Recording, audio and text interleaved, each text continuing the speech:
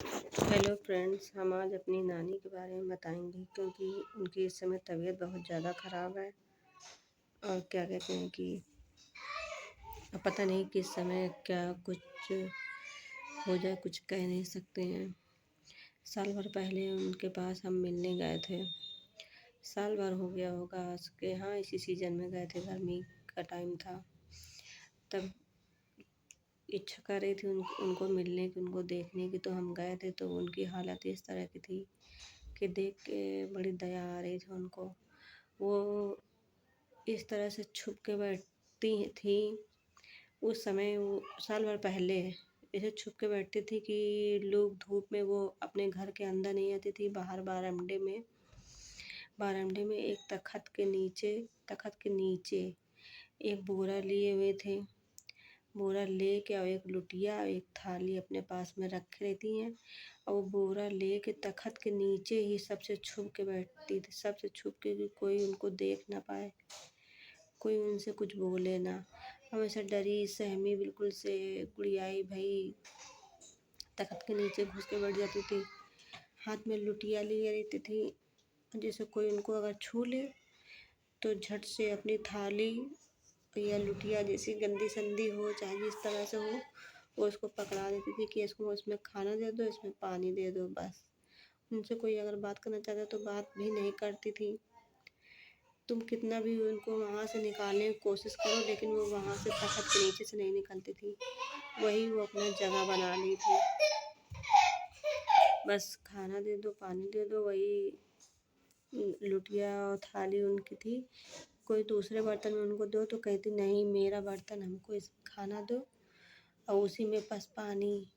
कोई अगर देख ले तो उनको पानी दे दे, अगर नहीं देखे तो कहो सारा दिन वो ऐसे ही छुपी बैठी रही, किसी से बाहर निकल के पानी भी नहीं मांगती हैं, खाना भी नहीं मांगती हैं। कितनी कितनी लोग, धूप, इतनी गर्मी, कुछ कहने को नहीं। फिर इसके बाद में पूरी ठंडी पार हो गई, गर्मी बरसात ठंडी सब, हर मौसम वो ऐसे ही ज़मीन में बिस्तर में उनको लिटाया जाए, ज़बरदस्ती लिटाए काफ़ी दिन उनके पीछे पड़े, ठंडी में उनको बिस्तर में उड़ा के लिटाया जाए, तो लिटाया जाए, फिर भी वो उससे निकल के भाग जाती थी, फिर ज़मीन में लेट जाए। बहुत उनके पीछे परेशान मेरे मामी मामा लोग रहते थे। और अभी भी आज जब उनकी ऐसी हालत हो गई है कि वो ना मुँह से कुछ बोल पा रही, उनकी आवाज़ नहीं आ रही है, ना ही कुछ वो खा पा रही हैं। अब तो कुछ पानी खा भी नहीं पाती हैं, ना पानी पी पाती हैं। और कुछ भी उनके मुंह में डालो, सिर्फ कुछ लिक्विड चीज़ ही, पानी अगर 2 चम्मच डाल दो तो उनको भी गटकने में उनको बहुत दिक्कत होती है गले से। पता नहीं क्यों उनके भगवान उनको इतना कष्ट दे रहे हैं कि उनके प्राण नहीं निकल रहे हैं।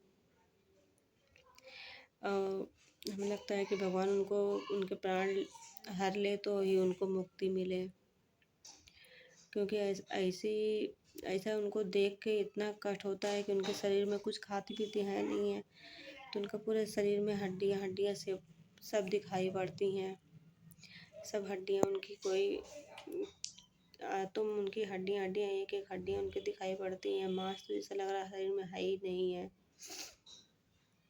पूरा शरीर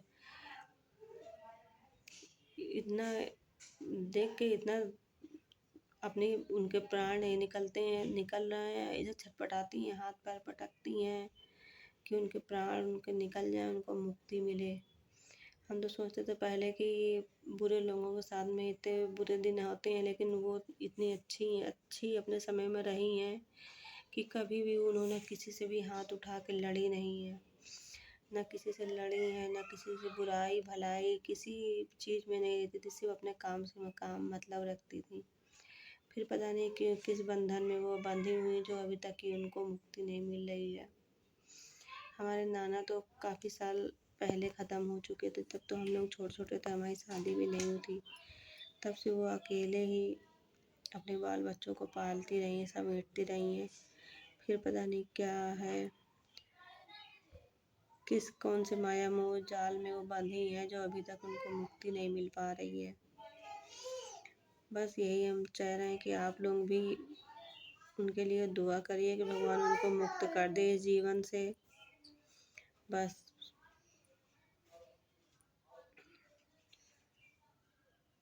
रात को फ़ोन आया था कल पापा का, तो उन्होंने बताया कि उनकी तबीयत बहुत ख़राब है, बहुत ज़्यादा। वो कुछ बोल नहीं पा रही हैं, हाथ पैर पटक रही, तड़प रही हैं।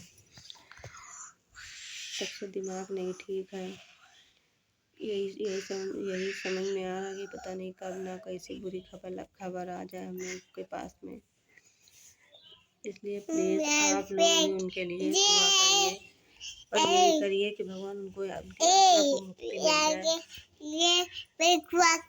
हम यही अपनी बात खत्म करते हैं। और प्लीज़ अगर हमें अच्छा लगे तो इसको लाइक और सब्सक्राइब जरूर करिए चैनल को।